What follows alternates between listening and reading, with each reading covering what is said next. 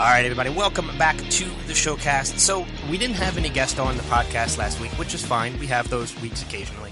But I'd like to think we're certainly making up for it this week with the caliber of our guest. You'd know him best from his time on the hit TV show The Office. But right now, he's currently out on tour across the country, maybe even hitting a town near you. We'll find that out in just a little bit. But first, let's welcome to the program Mr. Creed Bratton. Creed, how you doing? I'm doing well, guys. Thanks for having me on. Yeah, no problem. I'm very excited to talk to you. We're fans of obviously The Office, and we're looking forward to getting to know you a little bit. Cool. So, well, I've been finding out. It's been on tour now. That some of the old people come, the baby boomers come because of the grassroots, and then other people come to The Office. These young kids are coming through. I said, well, you weren't around for that stuff, and they say Netflix. So there's a whole audience discovering the show again through Netflix, which is amazing, you know. Yeah, we're in like a generation of binge watching, or like a time of binge watching now. I'm doing it too. Yeah. What are you binge watching right now? Anything good? I watched Top Boy the other night, this kind of an English version of The Wire and The Shield, and that was pretty intense, really intense. Yeah. And then I watched Longmire, and of course, I didn't watch Breaking Bad through the whole when we were shooting The Office. We don't have time, you know. We're just working all the time. Yeah. So I binge watched the Breaking Bad, and I went, "Oh my God, it was amazing." It was one of the best shows on television at the time. And without a doubt. Yeah, you guys, I guess you. So, no, go ahead. No. That's where I was waiting for you. So what kind of questions do you have for the old rocker here? For people who've never, seen you on tour or have never seen you outside of The Office, what can people expect if they come to see you on tour? Well, I'm really, really reticent about performing, so I'm reluctant to even get on the stage. And I'll walk out and I'll play maybe half a song, and then I'll just run off the stage in kind of a panic. And then I'll peer from the sidelines to look out. And they seem like they want to see me back. I'll go up and finish the song. Same way with the jokes. I mean, I only got a half-hour material, but it takes about an hour and a half to do the show with me running off and back and forth through the stage. But I hope people will understand that, you know. Yeah. So, I mean, I guess it's a mix of, I guess, your music and comedy, telling any kind of stories and things like that. No, I started playing professionally when I was 17, so I started writing right after I left the grassroots. I was late 69, early 70. So I've got stories from my time in Europe, about over 2 years with a folk trio with amazing stories, and the grassroots, of course, then all the struggling times, and then The Office. Yeah. So I have a lot of material to talk about, you know, and I worked it out so one thing segues into the next. Hopefully it's dovetailed very professionally. But there's a few, you know, moments where I'm just in a panic and, wallowing around the stage, as I've mentioned before. But that's entertaining. That's it. People like to see people sweat. Yeah. It's good. Yeah. So that's basically it. I will do all original songs. I have incorporated a couple of grassroots songs. I'll play I Live for the Day. I play Temptation Eyes. And naturally I will play my song All the Faces from the finale of The Office. Yeah, I was actually just going to bring that up, because until the finale, I had no idea that you were even any kind of musician, because I didn't really know much about you, and I loved that song. I really did. Oh, thank you. Thank you very much. I love it too. I was sitting around my house in Malibu right after the grassroots, and my wife was cooking dinner, and my baby was there, and bassinet, and I was sitting there playing guitar, and all of a sudden I heard her say, "That's beautiful. Who wrote that song?" And I said, "I think I just did." And it started out being one of these songs, which that's how I write my good stuff now, is I'm just sitting there and I walk by to do yoga or cook dinner or whatever, and the guitar's going, screaming at me subconsciously, and I pick it up, and there's all of a sudden I open my mouth, put my hands on the guitar, lyrics, the chords, the melody, the structure of the song, that all comes at the same time. It's always an amazing thing. I mean, I've sat down and written songs, and some of them are okay, some of them are quite good, but they're not like magically organic like the ones that just are. I don't want to sound all new wavy or anything, but channeled, I guess, would be a term that someone might. Yeah. I don't know how else to put it, you know. Yeah. That's kind of, I guess that's the words. Yeah. Yeah, and with your music, you've kind of been able to travel pretty much all over the world. I checked out your webpage real quick, and well, the story that you tell on your biography is almost not believable with all the places that you've been with New Orleans. It's all true, yeah. It's all true. Yeah, and Italy. And there's a lot of stuff left out, yeah. Yeah, that you've hitchhiked from Germany to Africa or something like that, and we're in All Morocco, all sorts of stuff. So I'm interested. We walked across North Africa. Yeah, that's the way we played down in for Mobile Oil out in the Sahara, 500 miles out in the Sahara Desert, playing to oil camps, you know, hanging out with Bedouins, you know, riding camels. I mean, really, just insane stuff, you know. Yeah, and you're kind of getting into the actual question here. Is I just want one of your top travel stories, since you've been all over the place and experienced all sorts of things. I want to hear something that you've experienced that's pretty crazy as far as the travel goes. Well, right there, we were playing in Tripoli, Libya, at the Wadan Hotel, the Young Californians. And after the show, this guy barges in. He's drunk. He's a Canadian bush pilot. He works for Mobile Oil. I said, "You guys, I've always loved the Kingston Trio." What the deal was, he thought we were the Kingston Trio. And we said, "No, we're the Young Bucks." "Shut up. You're coming with me." And he takes us and he gets into the car. We go back to where we were staying. We grab our bags and we drive out to this little airport. And we actually get in a DC-3, a big couple prop plane with him flying the thing. We fly out quite a ways. We land at this camp. We get out. We fly in this little tiny plane. Now we're right out in the middle of the Sahara Desert, and we fly down, and all we can see, the sun's coming up. It's early morning, and there's a pylon sticking out of the sand with a flag on it. And he lands, and he's got a bottle of whiskey between his legs. He's been drinking the whole time while he's flying, and we're scared to death. And we can't talk him out of it. He's big. He's like Brian Denny. He's a very intimidating guy. You know, we're skinny musicians. What the hell are we going to do with this guy? He gets out. He walks out. He starts kicking at the sand, and like a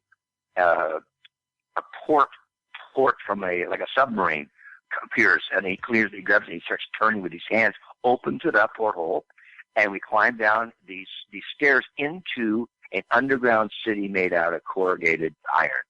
Oh, Big round corrugated tubes, and apparently sometimes, depending on the wind, it totally explodes. Other times, like now, it's covered up with sand.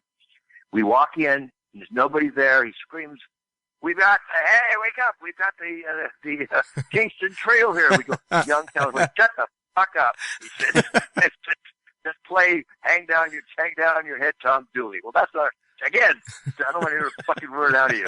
So we go. He goes back. He starts kicking people out of bed. So the night before, there had been an oil leak, and they were all knackered. They were just exhausted. So he drags them in the commissary. They're sitting there looking like they want to kill us. And we're sitting there singing, "Hang down your head, Tom Dooley." He's walking around, and people are nodding off. He's slapping him on the back of the head, taking a gulp out of his whiskey. He said, "Are they great? Are they fucking great or what?" And so he said, finally, they start having to pay. He makes them pay. He said, "Reach in your wallet." He grabs them and physically makes them pay us. We had close to $1,000 within an hour of everybody in this camp, the oil camp.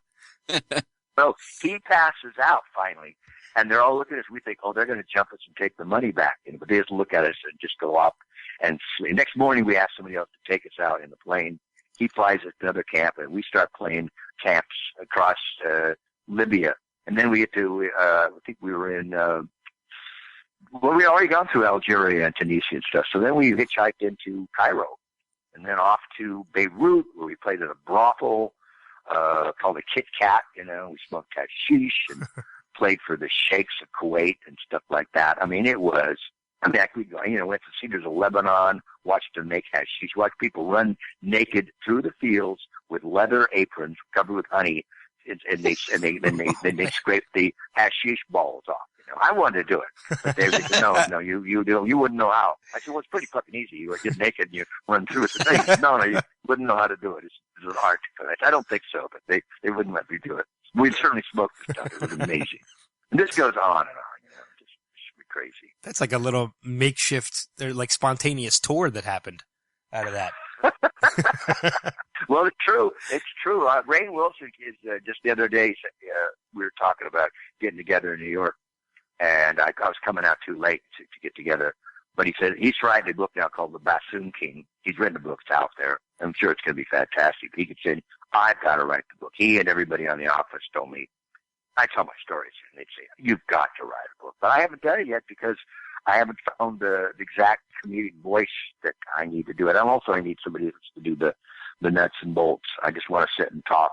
I don't want to sit down and do the writing itself. Well, I think you got it right there. I mean, you just had no problem telling us that story, and you had us laughing our I ass off. can tell the story. I probably just use maybe what those things called dictate things. Yeah. Where you just type stuff. Yeah, I could probably do it that way. That's probably a good idea. Because I mean, if all your stories are like that, I would buy that book in a heartbeat and read it. That's crazy. That's good. Oh, you know what? I just was thinking about why there actually was, when I came on The Office, Greg Daniels wanted to use my story as in the Grassroots. So there is a deleted scene in season 2 called the Booze Cruise. And you can go to deleted scene season 2, and I'm there on the Booze Cruise playing guitar, and there's a talking head where I talk about the Grassroots, and then it shows pictures of the Grassroots. So the real diehard fans knew about me being in the band. But you're right, though. Yeah. No, a lot of people didn't even know until 9 seasons were over that I played professionally. Yeah. Well, I mean, going into The Office a little bit too. I mean, your character, who by the way is so mysterious, but is one of my personal favorites on the show. Oh, thank you, man. I loved every scene that you popped up, and you just always had these crazy moments, and I loved it. You started off more as like a background character, and then developed into one of the co-starring cast. I was working on Bernie Mac doing that stuff, and they started finding out I was funny, so they started giving me little bits to do, almost like Charlie Chaplin-ish, Jacques Tati kind of stuff, because I got a physical comedy thing going on, which I like. I think you can do a lot without saying anything too. And I met Ken Kwapis, who was going to direct all 6 episodes the first season. And we hit it off. He was a big Grassroots fan. We talked about music, and I asked him about the show, and he said it was cast. And he talked to Greg, and they got me on the show in the background. But their words were, and I quote, "We'll try to work you into the mix." Well, after 1 or 2 episodes, I'm there. I'm seeing all these talented people. I mean, the cast was amazing. We had an amazing cast. I said, well, if I'm going to get noticed, I better do something. So I went and I wrote my audition tape, which is now on BuzzFeed. You can go to BuzzFeed at Creed Bratton audition tape, and there it is. Which I thought I'd lost it for years, but I finally found it when I was moving in a box last time on a DVD. And I wrote what would happen if Creed, what has this happened? Did you hear my voice go in a big echo? Is that just me? Oh, that might just be you. You sound fine now. Okay. It sounds okay to you? Yeah. All right. Wow. What would happen if Creed had stayed drinking and doing drugs? I mean, really heavy. I'm not that you can't smoke a little pot once in a while, gang, but I mean, I was hardcore, And so what would happen if he just stayed that? His brain was just, like cirrhosis, cirrhosis of the brain. So I wrote it, and I wrote an hour's worth of stuff, and shot all this stuff and cut it down to 5, and I gave it to Greg and Ken. And then they come up one day and said, you were really, really funny. So season 2, because we'd only done 6 episodes, they gave me a little bit on one episode. So I did have something to do the first season, but second season, right away, Halloween came up, and I had that 6.5-page scene with Steve. And from then on, I just worked regularly. Yeah, the rest on you. It's regular. The rest was history. history. History, as they say. Yeah. I know. Well, I mean, I pinch myself. I know how lucky that story is. Very, very few people would get a chance to do something like that. Yeah, I mean, but I did. I took the shot. Yeah, it could have fallen on my face too. Yeah, I mean, the show was hugely successful in 9 seasons, so it's and you were part of every one of them. So you had a huge success with the show. You mentioned Rainn Wilson. Do you still talk to anybody else from the cast? Yeah, sure. I just did a little short film with Angela. Okay. I talked who Ed had come by my place, and we get together and play. So we haven't seen him for a while. I know he's working solid right now. Most of us are on different projects. Kate and I had lunch the other day, and we got together. I've seen Oscar a few times on the street, started running him because he lives by me. Everybody else, though, I saw Jenna Fisher, before she went off to shoot this show in England. We'll probably get together. I think to get over there and see her kids one of these days. You know, Yeah. Now that I got a granddaughter, so I bring her by and show her off. You know. Yeah. It's so funny to hear you say some of the names because, I mean, most of the supporting cast all use their real names. So it's just, you can immediately picture it when you say, when you say the name. So. Yeah. Well, no, actually, only 4 of us used our real names, What was yourself, Oscar? It's Angela and Kate. Oh, yeah, you're right. The ones I just mentioned, you're right. Yeah. Those are the people isn't that odd? Yeah. The ones that I just mentioned are the ones that actually used their real names. Used your real name. But I didn't think about that. It's bizarre, I know we're running. Rain, of course. I know we're running out of time with you because you said you only had a certain amount of time, but, I'm curious because the show was shot in Scranton. I mean, the show was based in Scranton, but shot in L.A. In all your travels, have you ever made it to Scranton? Oh yeah, we've been there twice. We went there after a few years and did a big kind of get together with all the fans and stuff. And we met the fans and we signed autographs. And we talked to them and stuff. And then when the show was over, we went to a baseball stadium there, and Steve showed up, which was fantastic. And we walked out on the field, and we had a big, huge parade.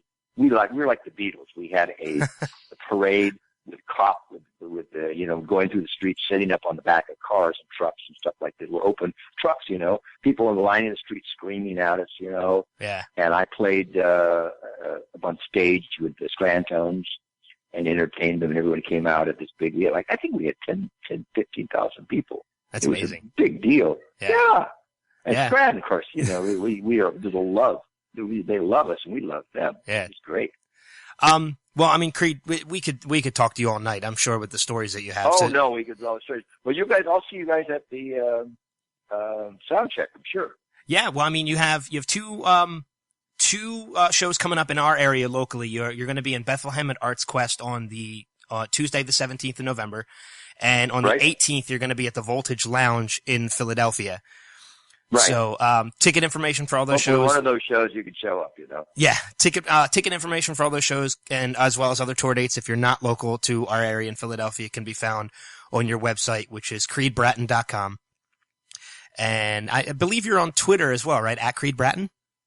I am. The real Creed Bratton, I think it's called, yeah. Okay.